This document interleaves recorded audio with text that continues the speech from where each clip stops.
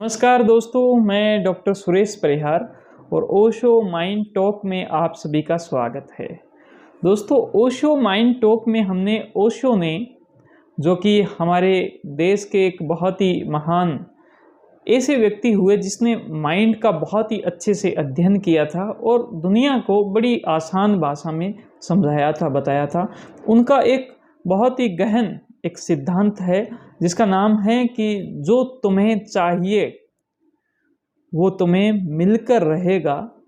अपनाओ इस खास सिद्धांत को। और ये सिद्धांत जो था वो धारणा से संबंधित था। तो साथियों, आज हम इसी सिद्धांत के बारे में बात करेंगे कि वो क्या सिद्धांत है। अगर उस सिद्धांत का हम उपयोग करते हैं तो हम हमारे माइंड को इतना विकसित कर सकते हैं कि वो माइंड पूरी बॉडी में इतनी एनर्जी दे सकता है, इतनी ऊर्जा दे सकता है कि हमारी बॉडी जो है वो बहुत ही अच्छे से एक्टिवेट हो जाएगी, काम करने लग जाएगी, काम करने की इच्छा होगी। और जब कर्म होगा तो हमें फल निश्चित तौर पर मिलेगा। दोस्तों, वो क्या सिद्धांत है? जब ओशो ये सिद्धांत बताते हैं तो उससे पहले वो चर्चा करते हैं महावीर के कुछ कथनों की, कि महावीर जिन्होंने आज से करीबन 5000 साल पहले कुछ लाइनें बोली, कुछ कथन बोले, कुछ सिद्धांत दिए, जिसमें ये था कि अगर आप कुछ पाना चाहते हो तो उसको देखना शुरू करो, आप उसको ऑब्जर्व शुरू करो, देखना शुरू करो, कुछ पाना चाहते हो तो। दूसरा ये था कि कुछ अगर खोजना चाहते हो, कुछ नया चीज़ निकालना चाहते हो, अगर कुछ उसमें से कुछ चीज़ जो है नहीं, जो दिख नहीं रही है, और उसको भी आप अगर देखना चाहते हो, कुछ खोजना चाहते हो, तो आप जो भावना है, उससे संबंधित जो भावना है उसको ग्रहण करना शुरू करो, उसको एक्सेप्ट करना शुरू करो।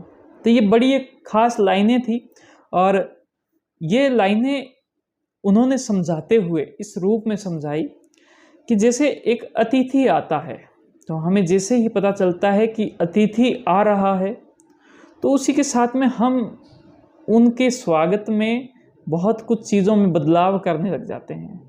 उनके स्वागत का जो इंतज़ाम है वो हम पहले ही कर लेते हैं। तो जब हम उनके स्वागत का इंतज़ाम कर लेते हैं और फिर जब अतिथि आता है तो उनके अंदर एक फ्रीक्वेंसी मैच होती है। तो इसी प्रकार से आपका माइंड और आपकी बॉडी, जब दोनों की फ्रीक्वेंसी मैच होगी, जब दोनों के अंदर वाइब्स मैच होगी, जब दोनों एक लय में होंगे, तो आप जो चाहोगे वो आप प्राप्त कर सकते हो। आपका माइंड, आपकी बॉडी एक उच्चतम स्तर पर काम करेगी। तो हम इसी सिद्धांत को और आगे बढ़ाते हैं। और आगे बढ़ाते हुए ओशो ने एक बहुत ही खास उदाहरण दिया जिससे हम वो मेन सिद्धांत समझ सकते हैं उसे खास उदाहरण से। और ये भी जो उदाहरण था वो करीबन 5000 साल पहले का था और चाइना से ये उदाहरण लिया गया कि चाइना में एक उस वक्त की एक चिकित्सा पद्धति थी। जो चिकित्सा पद्धति ये कहती थी कि हम कोई भी बीमारी है, उस बीमारी के बीज को पकड़ लें। अगर हम कोई बीमारी के बीज को पकड़ लें तो वो बीमारी आगे नहीं बढ़ेगी, वो बीमारी बड़ी नहीं होगी। तो उसके अंदर हम उस इंसान को बीमार होने से रोक देंगे। क्योंकि सबसे पहले कोई बीमारी जब पैदा होती है तो उसका एक बीज पैदा होता है। जैसे कि बहुत बड़ा जो पेड़ आपको दिखता है, वो पेड़ एक छोटे से बीज से बनता है। तो वो जो बीमारी है वो भी एक बहुत ही हल्की चीज़ों से बनती है। तो उन्होंने इसको और आगे बताते हुए ये बताया कि हमारे शरीर के अंदर सिर्फ खून की जो नाड़ियां हैं वही नहीं चलती, उस खून की नाड़ियों के अलावा विद्युत की नाड़ियां, इम्पल्स की नाड़ियां भी चलती है। कहीं भी हमें अगर सुई चुभती है तो तुरंत जो उसका पता है वो हमारे माइंड को चलने लग जाता है। तो वो जो नाड़ियां हैं वो विद्युत की नाड़ियां हैं, वो इम्पल्स की नाड़ियां हैं। उन्होंने बताया कि इसके अलावा भी एक तीसरी प्रकार की नाड़ी है, तीसरी प्रकार की एक आवेग है, तीसरे प्रकार का एक फ्लो है। और उस फ्लो को उन्होंने जो लाइफ से रिलेटेड एक फ्लो बोला कि एक प्राण शक्ति है, प्राण शक्ति है, प्राण का एक फ्लो है जो पूरे शरीर में बहता है। हमारे मन से, मस्तिष्क से वो शुरू होता है और पूरे शरीर पे बहता है। और जब वो बहता है तो वो अपनी जो स्किन है वहाँ से 700 टाइम्स वो बाहर की ओर सतह पर आता है। और उन 700 सतह में से भी मुख्यतया 107 सतह ऐसे पॉइंट्स का चुनाव किया गया जहां पर उसको हम प्रभावित कर सकते हैं। और कहते हैं कि जब भी कोई बीमारी आती है तो उससे पहले उस फ्लो के अंदर परिवर्तन होता है, उस फ्लो के अंदर बदलाव होता है। और उसी फ्लो को अगर ठीक कर दिया जाए तो बीमारी आने से पहले ही हम उसको रोक सकेंगे। और ये जो सिद्धांत है वो एक्यूप्रेशर के तौर पर चाइना के अंदर उस जमाने के अंदर शुरू किया गया कि डॉक्टर जिम्मेदार होगा अगर किसी को बीमारी हुई तो। और डॉक्टर जिम्मेदार इस बात से है कि बीमारी होने से पहले ही उसकी जो प्राण शक्ति है उसको ठीक कर दिया जाए।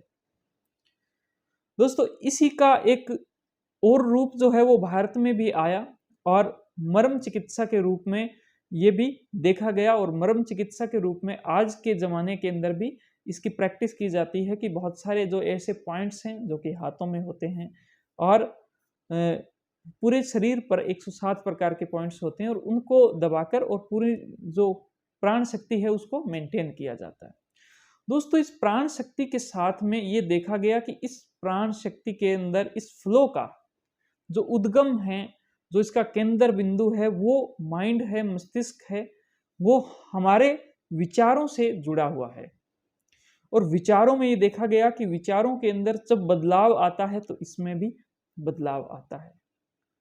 और विचारों के अंदर जो बदलाव है उसका भी जब मूल रूप तक पहुंचा गया तो उसका कारण निकला कि हमारी धारणाएं, कि हम विभिन्न प्रकार की धारणाएं बनाते हैं। हमारे विभिन्न प्रकार के विचार होते हैं, किसी के पॉजिटिव, किसी के नेगेटिव। वो पॉजिटिव विचार चलते चलते हमारी पॉजिटिव धारणाएं बना लेते हैं और नेगेटिव विचार चलते चलते नेगेटिव धारणाएं बना लेते हैं। और इसका उल्टा भी पॉसिबल है कि धारणाएं अगर पॉजिटिव होगी तो हमारे विचारों के अंदर भी पॉजिटिविटी होगी। और जब विचारों के अंदर पॉजिटिविटी होती है तो वो पॉजिटिविटी हमारे पूरे जो प्राण वायु है, जो हमारा प्राण का जो फ्लो है उसको वो पॉजिटिव करेगी और हम स्वस्थ रहेंगे, खुश रहेंगे। हमारे शरीर के अंदर एनर्जी, शक्ति, पावर जो है वो मेंटेन रहेगी। हम शक्तिशाली अनुभव भी करेंगे और हम शक्ति के साथ में काम भी करेंगे, कर्म भी करेंगे।